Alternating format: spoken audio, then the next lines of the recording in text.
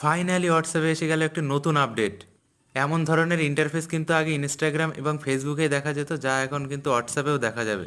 তো হোয়াটসঅ্যাপের নতুন আপডেটের নতুন ফিচার্সটি কি চলো দেখে নিই। তার জন্য প্রথমে হোয়াটসঅ্যাপে চলে যেতে হবে, তারপর আপডেট অপশানে ক্লিক করে স্ট্যাটাসের অপশানটাতে ক্লিক করতে হবে। করে এখান থেকে তোমার যে গ্যালারি থেকে যে কোনো একটা ফটো সিলেক্ট করতে হবে, করে উপরে এই যে আইকনটি আছে এটাতে ক্লিক করতে হবে। এখান থেকে তোমার যে কোনো একটি ফেভারিট সং তুমি সার্চ করতেও পারবে। তোমার যে সংটি ভালো লাগবে তুমি সেটাতেই ক্লিক করতে পারবে। করে এই পাশে যে ইন্টার আইকনটি আছে এটাতে ক্লিক করতে হবে। আমার এই সংটি ভালো লেগেছে, আমি এই ইন্টার আইকনটিতে ক্লিক করে এখানে উপরে এই ডান অপশানটাতে ক্লিক করতে হবে। তাহলেই কিন্তু তোমার ফটোতে গান সেট হয়ে যাবে।